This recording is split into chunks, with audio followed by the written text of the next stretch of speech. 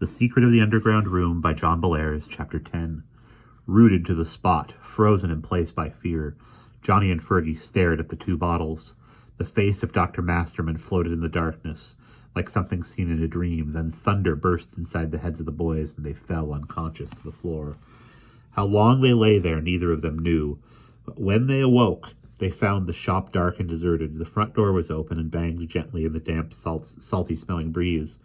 Moonlight streamed in through the dusty windows, and it was clear that the storm was over.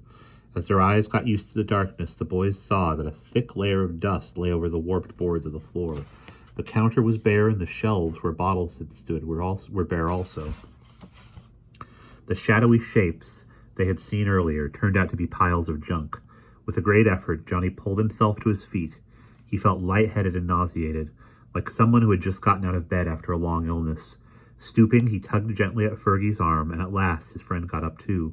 Fergie looked pale and groggy, and beads of sweat stood out on his forehead. But he soon pulled himself together and clenched his fists. He looked angry. "The rotten thing!" he said. "I'm going to make him pay if this is the last thing I do." But then he realized that his words were foolish, and tears came to his eyes.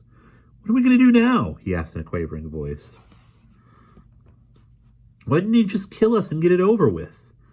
He tried to kill us back at the bridge, didn't he? So why did he let us go this time?" Johnny thought a bit. "I think that even evil spirits can change their minds," he said slowly. "He must have decided we weren't worth bothering with. Besides, it probably gave him a big thrill to have us see what had happened to our friends, especially since he knows darned well that we can't do a thing about it." Fergie looked bewildered. "Do you really think the Prof and Humphrey are still alive?" Johnny frowned stubbornly. "Yes, I really do. They're off in some other dimension, and God knows what Masterman is doing to them. For a sadistic creep like that, it'd be more fun to torture people than to kill them. But the game isn't over yet. We've got to try and rescue them." Fergie laughed scornfully. "Rescue them? That's a good one. We'll be lucky if we get back home in one piece. How are we going to rescue them?" Johnny bit his lip.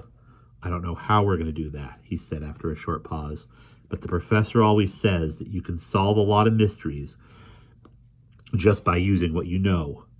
We have those weird notes that were sent to Father Higgins, and we have all that stuff that Humphrey told us. So I think we should pack up and go out to the Isle of Lundy as soon as we can." Fergie was totally flabbergasted. He always thought of Johnny as a scaredy cat, and he kidded him about this often. But here was his friend suggesting that the two of them go out and finish the work that the men had started. It seemed absolutely crazy. For a while, Fergie couldn't think of anything to say. He sighed and shook his head. Then he walked over to the counter and began drawing circles in the dust with his finger.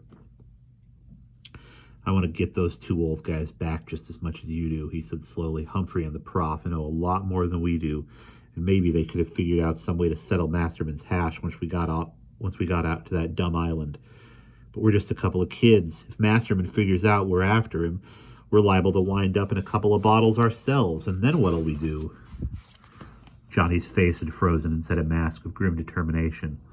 "Okay, Fergie, thanks a lot," he said through his teeth. "I'll go out there by myself." That did it. Fergie looked at Johnny for a few seconds and then turned and pointed his fist at the counter.